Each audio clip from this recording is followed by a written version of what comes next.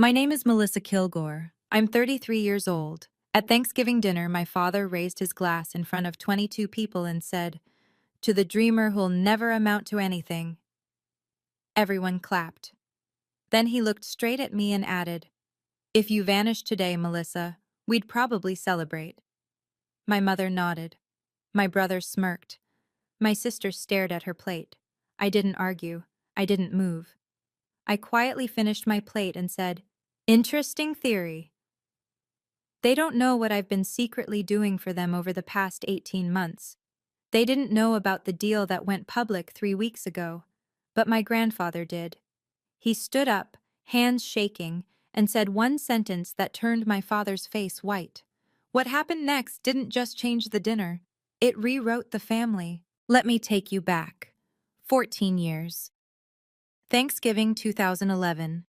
I was 19 years old, sitting at this same table, carving sweet potato casserole I'd spent 3 hours making. My father asked what I'd declared as my major at the University of Minnesota. "Creative writing," I said. The room went silent. My father set down his wineglass. "So, you want to be poor and miserable?" My mother looked at her plate, said nothing. My brother Nathan, already in his second year of pharmacy school, laughed. "At least I picked something practical." My father leaned back in his chair, smiled like he'd just proven a point. "Creative writing? That's not a degree, Melissa. That's a hobby you pay $50,000 to pretend is legitimate." I kept cutting the casserole. Nobody ate it. That night, my grandfather slipped me a book as I left, his old copy of The Grapes of Wrath. Inside the cover, he'd written in pencil, "Don't let them kill this." I didn't understand what he meant. Not yet. The years after graduation were a study in invisibility. I lived in a 380 square foot studio at 1124 West 28th Street in uptown Minneapolis. Rent was $1,100 a month. I worked as a freelance editor for academic publishers. $2,800 a month. Just enough. Every family gathering, the script was the same. "Still editing other people's work?" my father would ask. "When will you write something that pays?" I'd explain I was working on a novel. He'd laugh. "How many years now? 5?" At my mother's 60th birthday in 2019, my Aunt Helen asked what I did for a living. My father cut in before I could answer. "She's between things." I wasn't between things. I was writing every morning from 4:30 to 7, in a studio apartment with a desk facing Lake of the Isles. I'd filled 23 Moleskine notebooks in 7 years, but to them, I was a question mark. A disappointment in a family that measured success in pharmacy licenses and teaching credentials and homeownership. Christmas 2023. Nathan's wife Emily asked if I had a 401k. When I said no, she laughed. Not mean, just pitying. My mother called me in March of 2024. 2 weeks after I'd received my first advance payment of $205,000. "It's not too late to go back to school, Mel," she said. "Maybe nursing, teaching, something stable." I said I'd think about it. I didn't tell her I'd just signed a $1.85 million book deal with Penguin Random House, because I knew exactly what would happen if I did. The Thanksgiving hierarchy was ironclad. My father sat at the head, my mother to his right, Nathan in position 2, the seat of honor. Claire, my younger sister, got acknowledgement for being a teacher and raising 2 kids alone. And me? Melissa's here too. That was it. No toast, no questions about my life. At Thanksgiving 2023, when I'd already signed the biggest deal of my life, my father asked, "Still doing that editing job?" I said yes. He nodded, turned back to Nathan. In October 2024, my mother sent me an email. "Nathan is bringing his new promotion news for Thanksgiving. Try to be happy for him, okay? I know it's hard when your siblings succeed." I read that email in my studio apartment. The same day I got a call from my film agent about a 24 wanting to option my book. I smiled. closed my laptop, and I went to Nathan's promotion dinner and clapped for 10 straight minutes while my father gave a speech about real success and contributing to society. I kept smiling, because by then, I'd been on the New York Times bestseller list for 12 weeks, and not one of them knew. But they had no idea what I'd been building in the 4 a.m. silence of my studio apartment. And I planned to keep it that way, at least until I was ready. January 2022. I started writing the book that would change everything. I called it The Weight of Winter. 89,000 words about generational trauma, about deferred dreams in a Midwest family that mistakes cruelty for honesty, about the cost of invisibility. I wrote it for my grandfather. He'd given me his old manuscript the year before, a short story collection from 1976 that sold 800 copies and won a regional award before my grandmother told him to get a real job. Every morning, 4:30 to 7, I wrote. By June 2023, I had a finished manuscript. I sent 47 query letters to literary agents. 46 said no. The 47th was Victoria Chen at WME. She replied 3 days later. Melissa, her email said. I stayed up until 3 a.m., reading The Weight of Winter. This is stunning. Can we talk tomorrow? We talked. She cried on the phone, said she wanted to send it to editors at the Big Five publishers. I said yes. I didn't tell my family I had an agent. August 2023. Victoria submitted my manuscript to 8 editors. Within 2 weeks, 5 of them made offers. February 14th, 2024. Valentine's Day. I was eating a Chipotle burrito bowl alone when Victoria texted me. Penguin just offered $1.85 million for 3 books. Call me now. I called. Is this real? I asked. As real as it gets, Victoria said. You're a fucking novelist, Melissa. The deal structure: $615,000 for book 1, $615 for book 2, $620 for book 3, paid in installments. I signed the contract at Caribou Coffee on Hennepin Avenue. 47 pages. I read every word. It took 6 hours. The first advance payment hit my account on February 28th, $205,000. After agent commission and taxes, I netted about $128,000, more money than I'd made in 3 years of freelancing. I cried in the Chipotle bathroom.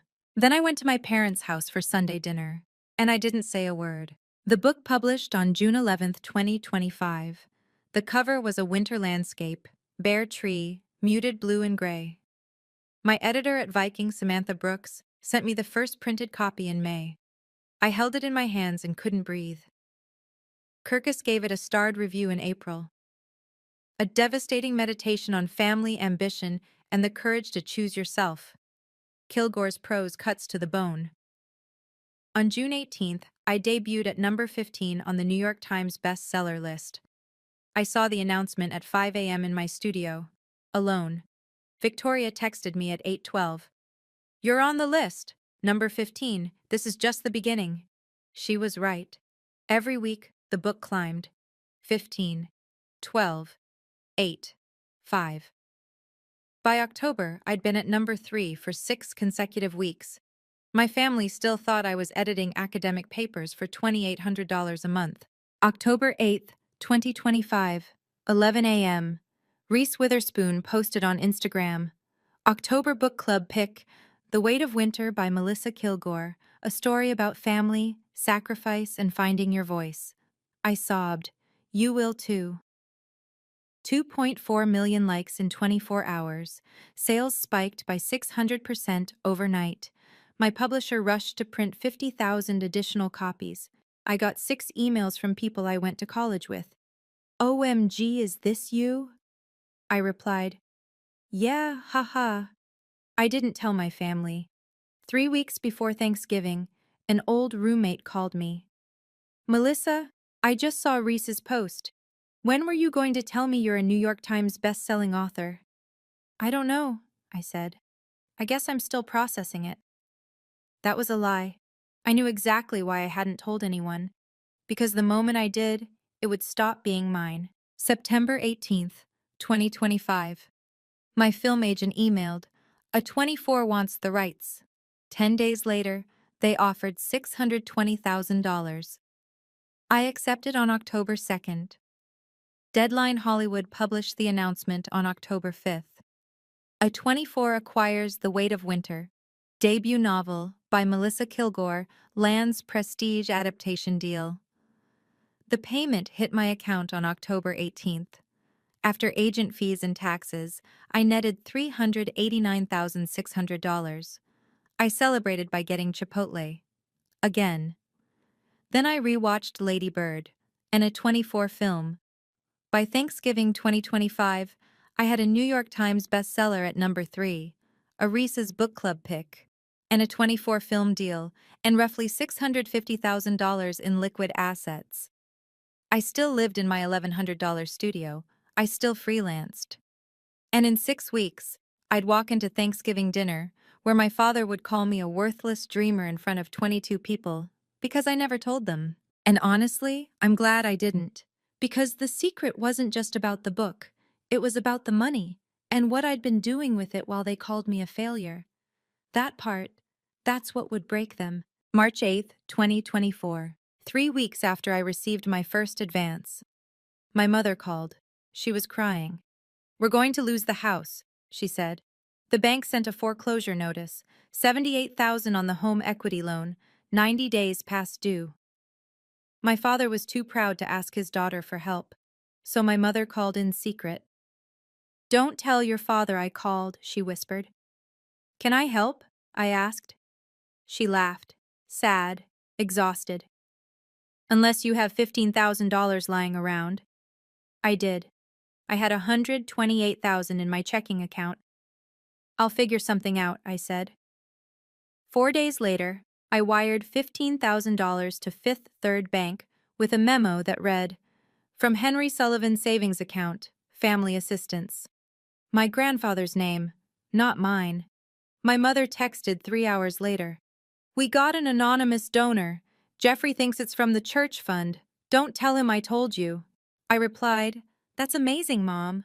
She never asked if it was me, because asking would mean seeing me as someone capable of having $15,000, and that didn't fit the story they'd written about me. Over the next 7 months, I paid off their entire home equity loan. $15,000 in March, $6,500 in April, $8,200 in May, $7,800 in June. I created a fake Gmail account, stmarksfund@gmail.com, sent them official-looking letters about their church blessing. They believed it without question. On October 15th, 2024, the loan was fully paid, $78,000. Gone. My parents threw a small dinner party to celebrate. 12 people. I brought a $12 bottle of wine from Target. My father stood at the head of the table and raised his glass. "I'm a proud man," he said, "but I'm not too proud to accept help from good Christians. This church saved our home. That's real charity, not handouts to lazy people." I sat in the corner, said nothing. My grandfather pulled me aside in the kitchen. "That was you, wasn't it?" he whispered. I didn't answer. He hugged me, hard. "You're better than all of them," he said. That's when I started crying. July 2024, 11 p.m. Nathan texted me. "Hey, can we talk?" He called 5 minutes later, voice shaking. "I'm embarrassed to ask Dad," he said. "But I still have $43,000 in student loans from pharmacy school, 6.8% interest. It's killing me. Can you lend me like 5,000? I didn't hesitate. "What if I just paid it off?" I said. Silence. "What?" "All of it," I said. 43,000. Consider it a gift." Nathan cried. "Melissa, I can't. I'll pay you back. I swear." "Just be kind, Nathan," I said. "That's all I ask." On July 18th, I wired $43,000 directly to Navient, his loan servicer. Nathan left me an 8-minute voicemail, sobbing, thanking me, saying I'd changed his life. 4 months later, at Thanksgiving, he would smirk while my father told me I was worthless. He never mentioned the 43,000. Not once. My sister Claire was different. She always said thank you. May 2024. Her car was totaled in an accident. Insurance covered 3,000. The body shop quoted 8,500. I paid it without asking. September 2024. Her 4-year-old son needed minor surgery. Out-of-pocket cost, $12,000. I covered it. February 2025. Her furnace died in the middle of a Minnesota winter. Replacement cost, 8,500. I transferred the money the same day. Total for Claire, $29,000. She thanked me every time, but she never asked where a freelance editor making $2,800 a month got that kind of money, because asking would mean acknowledging I might be more than they thought. An acknowledgement requires seeing someone. Claire was the only one who ever said thank you, but even she never asked. October 12th, 2025, 11:08 p.m. Nathan sent a Venmo request.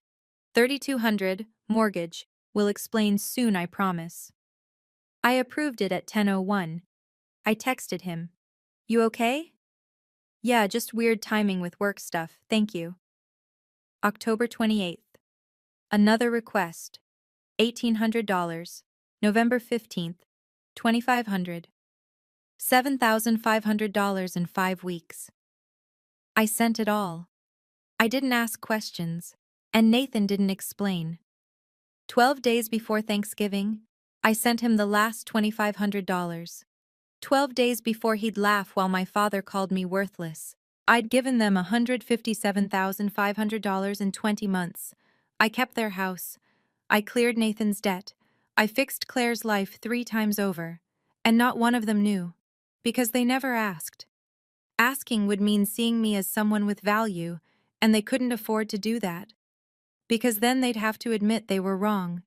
Even as they called me worthless, I kept their lights on. And they never asked where the money came from, because asking would mean seeing me. Let me tell you about my brother, Nathan Kilgore, 35 years old, pharmacist, golden child. At Thanksgiving 2018, my father gave a 10-minute speech about Nathan's PharmD graduation. Standing ovation.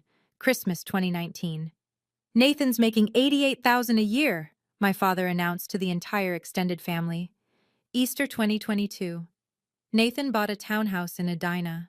3 bedrooms, 2.5 baths, granite countertops, $385,000.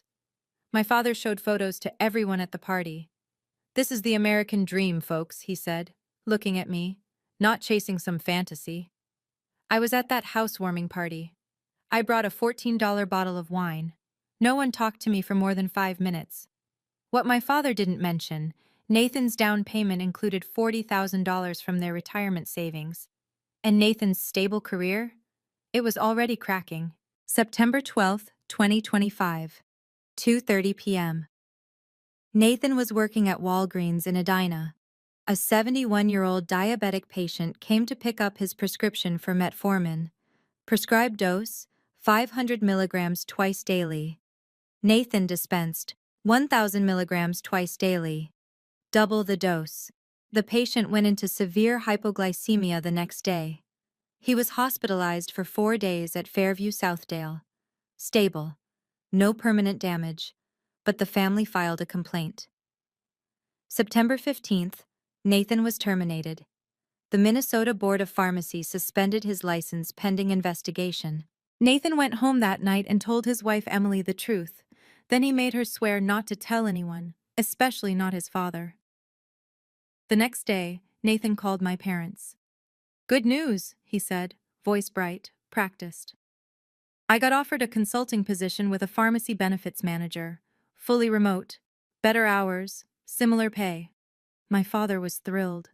That's wonderful! Remote work is the future, my mother cried happy tears. Nathan hung up and sat in his car in the driveway for 20 minutes. Then he opened Indeed and started applying for jobs. Over the next 2 months, he applied to 14 pharmacy positions. 8 rejected him outright.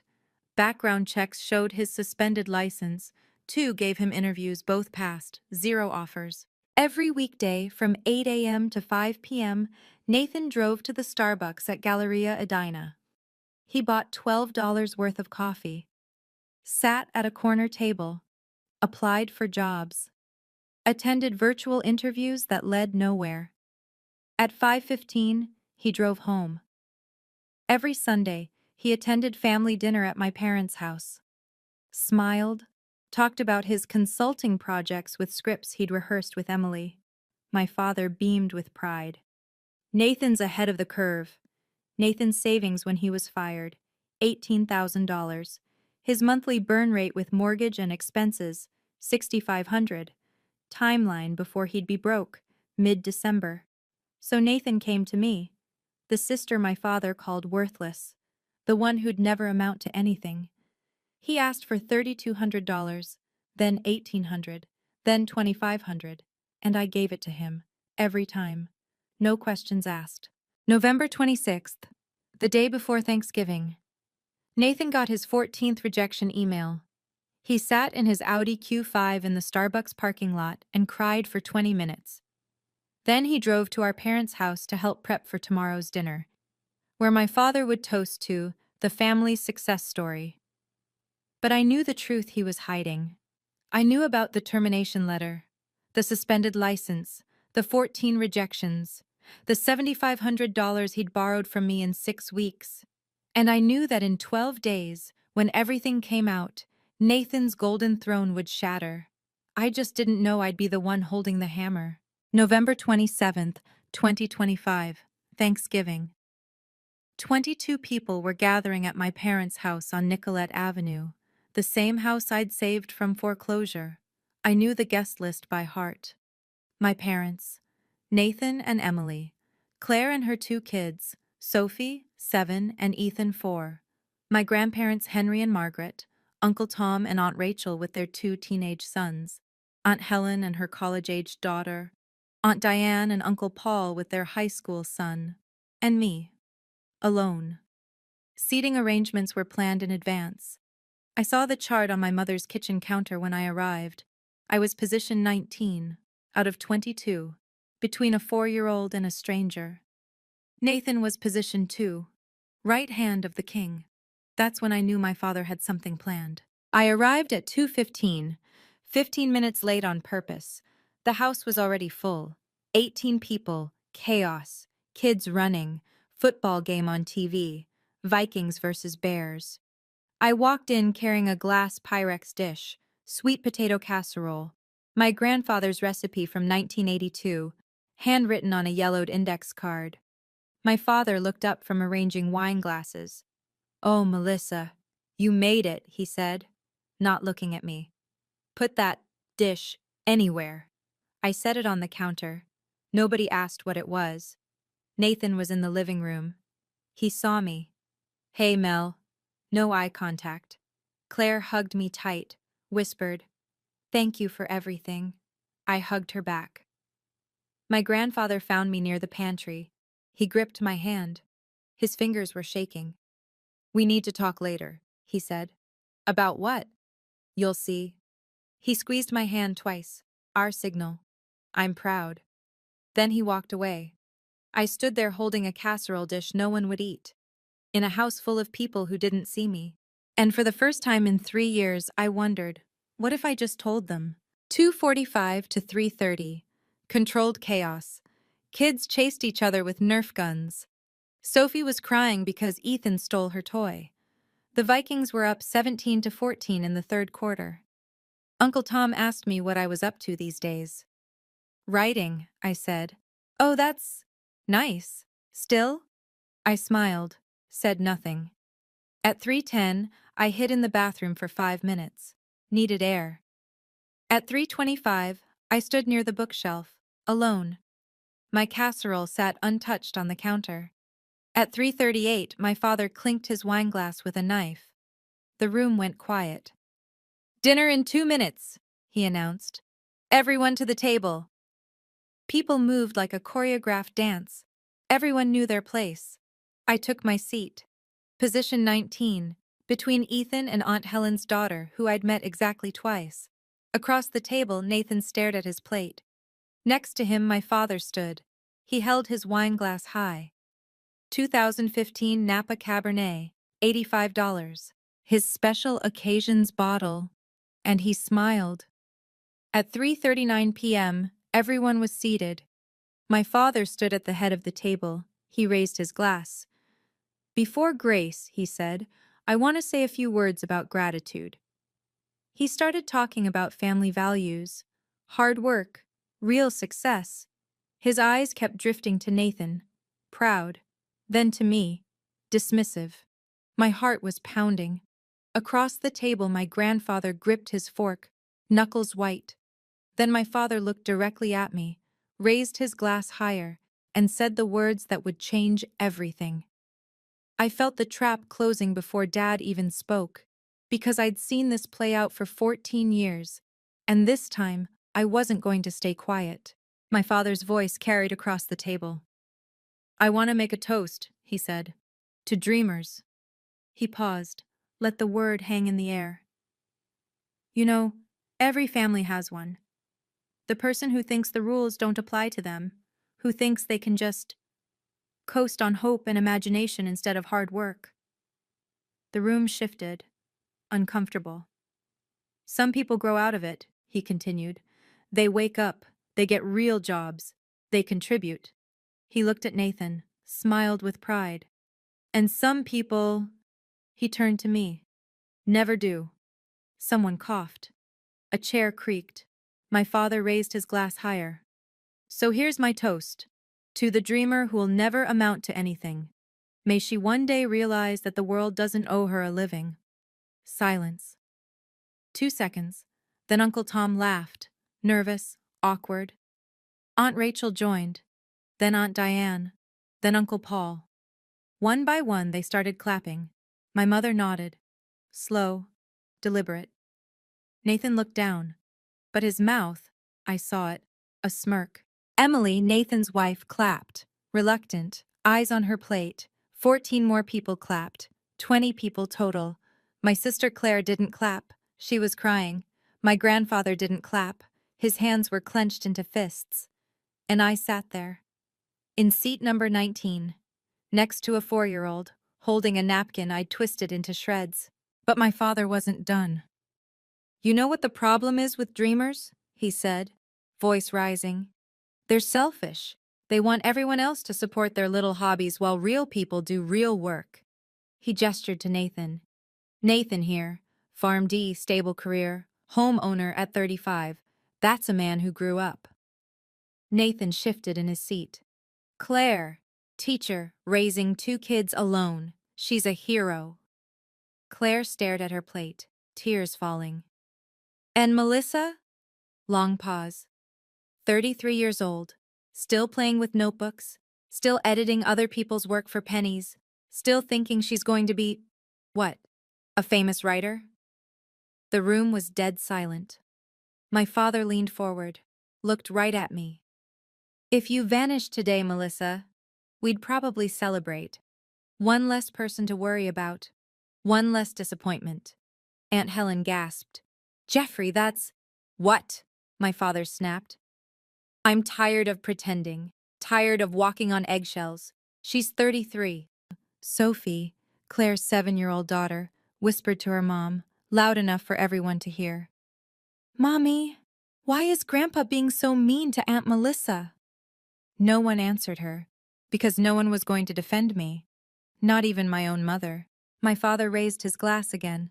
So here's to reality, to hard work, to people like Nathan who make this family proud. He waited. Aunt Rachel clapped first, tentative. Uncle Tom followed. Aunt Diane, Uncle Paul, Emily, my mother. 20 people clapping, cheering, for a toast that told me the world would be better if I disappeared. The applause lasted 8 seconds, then it faded.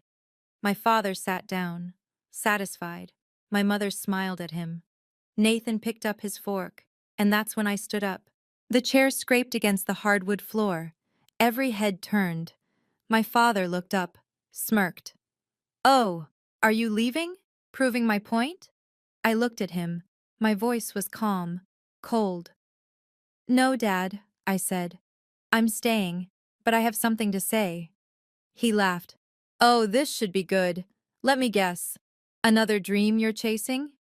I smiled. Actually, yes. His smirk widened. And how's that working out for you? I held his gaze. Better than you could possibly imagine. The room shifted.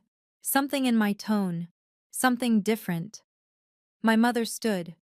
Melissa, sit down. Don't make a scene. But my grandfather stood too. Slowly.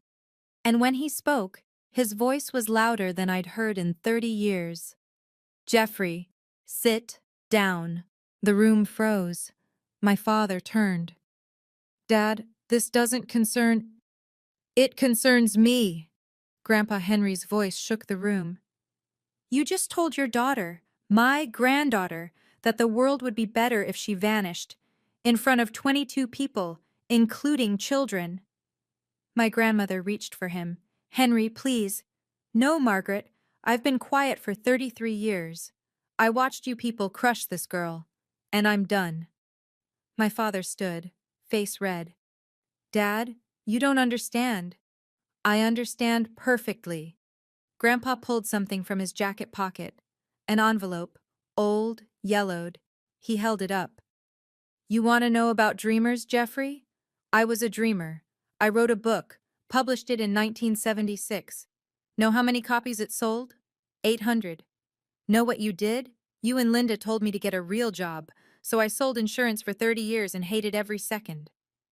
The room was silent. Henry's hands trembled as he unfolded the letter. But before I tell you about Melissa's dream, he said, voice shaking, let's talk about yours, Jeffrey.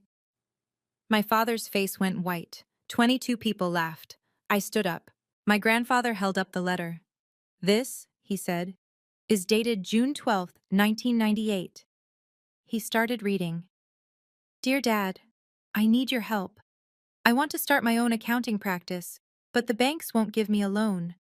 I need $15,000 to rent office space and get started. I know you have savings from selling insurance. I promise I'll pay you back within 2 years. This is my dream, Dad.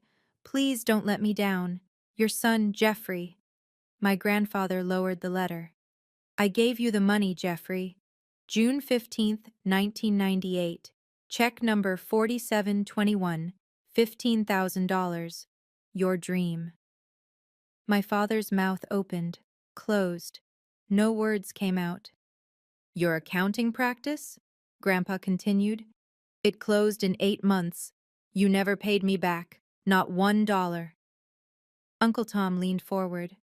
Is that true, Jeffrey? My father couldn't speak. Henry looked around the table. You borrowed $15,000 to chase your dream. It failed. And did I call you worthless? Did I tell you to vanish? Silence. No, I said, try again, son. You'll figure it out. And you did. You got a job at a firm. You rebuilt. Because that's what you do when someone fails. You support them. He turned to my father. But you didn't support Melissa. You crushed her. For 14 years. My grandfather's voice cracked. I was a writer, he said. Did any of you know that? A few people shook their heads. Midwest Requiem. Short stories. Published 1976. Library of Congress has a copy. Won a small regional award. I was proud. My grandmother spoke up, defensive. Henry, that didn't pay the bills. Because you told me it was foolish. His voice rose. You told me to be practical, so I quit. I sold insurance. And every single day for 30 years, I wondered what I could have written if I'd kept going. He turned to me. His eyes were wet. When Melissa told me she wanted to write, I saw myself, and I thought, maybe I can help her not make my mistake. Maybe she can be brave enough to keep going. He walked closer to my end of the table. You sent me your manuscript in 2023, he said. The Weight of Winter. I read it in one night. I cried, Melissa, because you wrote the book I never had the courage to write, about family, about dreams we bury to make other people comfortable, about the cost of invisibility. Tears ran down my face. I'm sorry I didn't defend you sooner, he said. I'm sorry I let them make you feel small. but I'm not staying quiet anymore. My mother interrupted, voice sharp. This is ridiculous. Melissa hasn't published anything. She edits for $2,000 a month. My grandfather smiled. Actually, Linda, she has. He pulled out his phone. An iPhone 13 I'd bought him last Christmas. He opened Amazon, turned the screen to face the table. Melissa published a novel, June 11th, 2025. The Weight of Winter, Penguin Random House. People leaned forward, squinting. It's been on the New York Times bestseller list for 18 weeks. The room erupted, multiple people talking at once. Nathan stood. What? That's not… Melissa, is that true? I looked at him. Yes. My mother's face went pale. Why didn't you tell us? I looked at her. Let the question hang. Then I answered. Would you have believed me? She didn't respond. My grandfather scrolled on his phone. Current rank, he read. Number 3 on the New York Times bestseller list. Reese's Book Club pick for October 2025. Film rights acquired by A24 Pictures. He looked up. That's the real A24, the studio that made Everything Everywhere all at once. Aunt Rachel grabbed his phone. Let me see that. Oh my God. That's Melissa's name. Uncle Tom stood, walked around the table, looked at the screen. How much money? My father finally spoke, voice tight. This is fake. She probably made a website or… I reached into my purse, pulled out my phone, unlocked it. Want to see the contract, Dad? I opened my email app, scrolled, found the message from Samantha Brooks, my editor at Penguin Random House. Subject line, offer, The Weight of Winter. 3-book deal. Date, February 14th, 2024. 2:51 p.m. I passed my phone to Claire. She read it. Her hands started shaking. Mel, is this is real? Nathan walked over, looked over Claire's shoulder, his face drained of color. Wait, 1.85 million? I looked at him. Yes, Nathan, 1.85 million. Before agent fees and taxes, I netted about 400,000 from the advance so far. Nathan stared at me. So when I asked you for money in October, you… I had it, I said. I've always had it. My father's face went from white to red. If you had money, why didn't you help your family? My grandfather laughed. Actually laughed. Oh, Jeffrey, you want to talk about Melissa helping the family? Let's talk about that. He turned to my parents. March 2024, you were 3 months behind on your home equity loan. Foreclosure notice. Who do you think paid that off? My mother blinked. The church fund. There was no church fund. That was Melissa. Gasps around the table. Grandpa continued. Nathan's $43,000 in student loans. Melissa. Claire's car repair, her son's surgery, her furnace. Melissa. All of it. He turned to Nathan. And those 3 emergency requests you sent in October and November? 3,200, 1,800, 2,500? Melissa paid those too, no questions asked. Nathan's face crumpled. Melissa, I didn't know. I know you didn't, I said, voice steady. I never told you where the money came from. Because I knew if I did, you'd tell Dad, and Dad would find a way to make it about how I should be helping, like it was my obligation. Grandpa looked around the table. She paid $157,500 to this family in 20 months, while working as a freelance editor for pennies, while you called her a failure, while you told her she'd never amount to anything. Nathan was shaking. Melissa, I'm so sorry. I didn't know where the money came from. I should have asked. I should have defended you. I'm a coward. His wife Emily stood. Her voice was cold. We're leaving. Now. Nathan looked at her. Emily, please. She turned to the table. My husband has been unemployed for 2 months. He's been lying to me, to his parents. He borrowed $7,500 from his sister, who he just watched get humiliated, and he said, nothing. She looked at me. I'm sorry. I didn't know. And thank you for helping us. We'll pay you back. Every cent. Then she reached into Nathan's jacket hanging on his chair, pulled out a folded piece of paper, official letterhead. Because I found this in your jacket pocket 2 days ago. Emily unfolded the letter, started reading aloud. Due to the serious nature of the dispensing error on September 12, 2025, and subsequent patient harm requiring hospitalization, your employment with Walgreens is terminated effective immediately. Your pharmacy license has been reported to the Minnesota Board of Pharmacy for investigation. She looked at Nathan. You've been lying to me for 2 months, lying to your parents, pretending to go to work. Where have you been, Nathan? Nathan's voice broke. Starbucks, the one at Galleria, every day, 8 to 5, applying for jobs. I've been rejected 14 times. My license is suspended. My father stood, face purple with rage. Nathan, you lost your license? Nathan nodded, tears streaming down his face. And you had Melissa, your failure sister, pay your bills?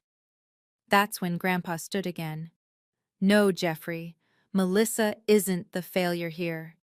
He pulled out a letter from 1998. And Jeffrey Kilgore, the man who just called his daughter worthless, looked like he might faint. I set my phone on the table. Everyone was staring at me now. The woman they'd called a dreamer, a failure, worthless. I had one more thing to show them. I opened the New York Times app. This is the New York Times bestseller list, I said. Voice calm, precise. Updated every Wednesday. This is from November 20th, 1 week ago. I scrolled to the literary fiction category. Row 3, The Weight of Winter, by Melissa Kilgore. 18 weeks on the list. I passed the phone to Uncle Tom. He stared at it. Melissa, this is real. I can see the official New York Times logo. I also have the physical plaque they sent, I said. It's in my car. Bronze, has my name engraved. I can get it if you want. Aunt Helen took the phone, started reading. Number 1 is The Woman in Me by Britney Spears. Number 2 is James Patterson. Number 3 is you, Melissa. You're ranked with Britney Spears and James Patterson. My father sputtered. Anyone can fake a screenshot. I pulled up Amazon on my phone. Here's Amazon. Number 112 overall. Number 3 in literary fiction. 8,200 ratings. Want me to read you some reviews, Dad? I scrolled. Here's one. This book destroyed me. Kilgore is the voice of a generation. I kept scrolling. Here's another. I sobbed for an hour after finishing this. Everyone needs to read it. I looked up. 4.6 stars out of 5. 8,200 reviews. Nathan had pulled out his own phone. He was Googling something. His face went gray. I Googled you, Mel. Reese Witherspoon posted about your book 3 weeks ago. He showed his phone to the table. Reese's Instagram. 2.4 million likes. She said, this book wrecked me. She has 30 million followers. Claire grabbed Nathan's phone. Oh my God, there are TikToks. So many TikToks. Hashtag The Weight of Winter has 47 million views. I nodded. Reese announced it October 8th. Sales went up 600% overnight. My publisher had to print 50,000 additional copies. Aunt Rachel gasped. Melissa, you're famous. I shook my head. I'm not famous. I'm a working writer with a successful book. There's a difference. My father slammed his hand on the table. If you had this kind of success, why hide it from your family? I looked at him. Really looked at him. Because every time I've ever accomplished something, you've found a way to diminish it. So I stopped sharing, and I started giving. I opened my banking app. Let me show you what I mean. I scrolled to my transaction history. March 12th, 2024. Wire transfer to Fifth Third Bank. $15,000. Memo. Home equity payment. I showed the screen to the table. That was the first payment on your foreclosure. Want to see the rest? I scrolled. Showed a list of 15 transactions. March 12th, 15,000. April 3rd, 6,500. May 1st, 8,200. June 15th, 7,800. I kept reading. Every date, every amount. My mother was crying. Melissa, that church fund? That was you? There was no church fund, Mom. I created a fake email account. Sent you an official-looking letter, because I knew if you found out it was me, the failure, you wouldn't accept it. My father opened his mouth. That's fraud. It's a gift, Dad. $78,000 to save your house. You're welcome. Nathan stood up.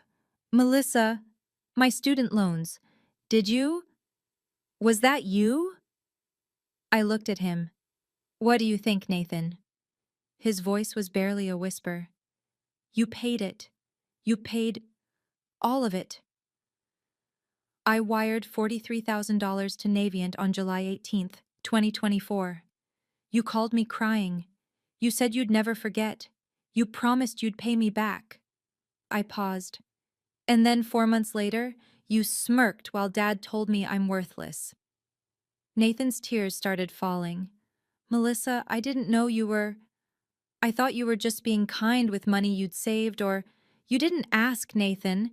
Just like you didn't ask where the 3,200 came from in October, or the 1,800, or the 2,500. You just took it, because that's what you do. You take and I give, and nobody sees me. Emily, Nathan's wife, turned to him, voice sharp as glass. Nathan, you borrowed money from Melissa in October? I was going to tell you. When? When were you going to tell me you lost your job? The room went silent. My father stared at Nathan. Nathan, what is she talking about? Nathan looked at his wife, at his father, at me. He couldn't speak. So Emily spoke for him. She stood, voice shaking with anger. In September, Nathan came home and told me he got a consulting position. Remote work, better hours. I believed him. She turned to Nathan. But that's not true, is it? She reached into his jacket, pulled out the folded termination letter again, held it up. Because I found this in your jacket pocket 2 days ago.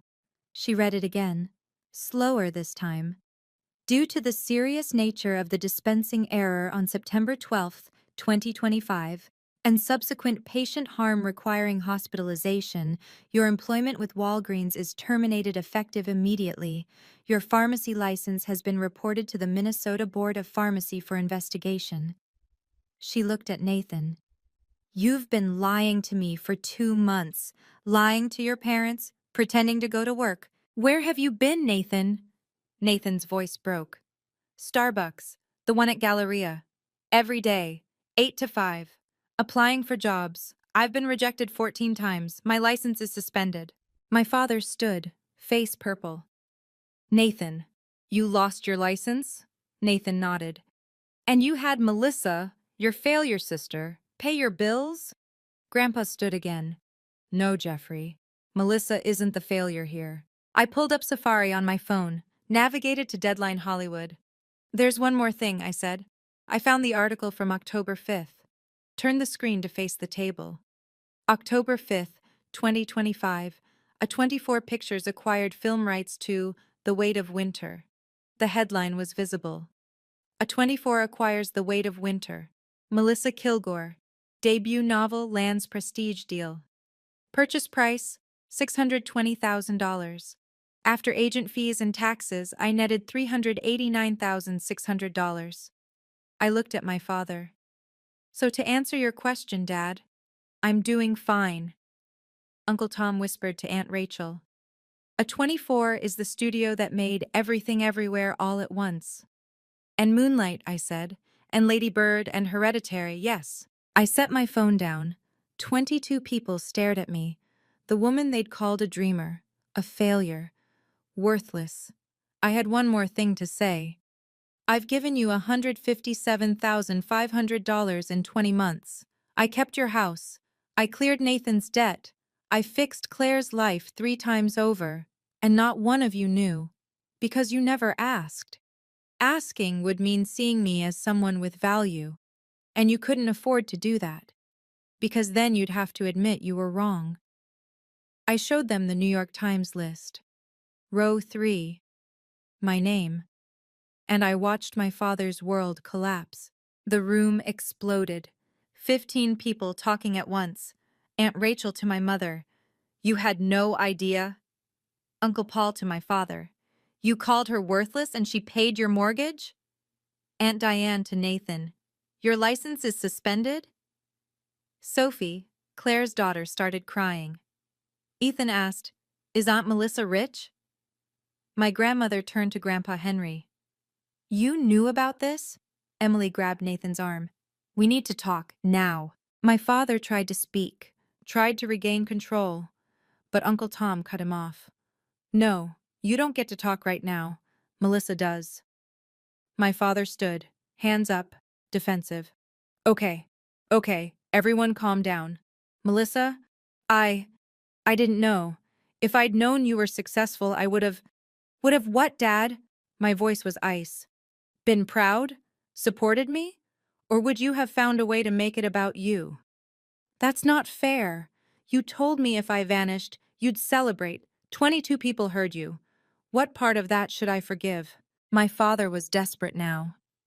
I was trying to give you tough love, to motivate you. Tough love? I cut him off. Dad, you didn't tell me to work harder. You told me I was worthless. You said the world would be better without me. That's not motivation, that's cruelty. My mother stood, crying. Melissa, your father didn't mean it like that. I turned to her. Mom, you clapped. When he said I should vanish, you clapped. She reached for my hand. I pulled away. Don't touch me. You've been embarrassed by me for 33 years. Now I'm embarrassed by you. Nathan was sobbing. Full breakdown. Couldn't breathe. Mel, I'm so sorry. I didn't know where the money came from. I should have asked. I should have defended you. I'm a coward. Emily grabbed her coat. We're leaving. Now. Emily, please. She turned to me. I'm sorry. I didn't know. And thank you for helping us. We'll pay you back. Every cent.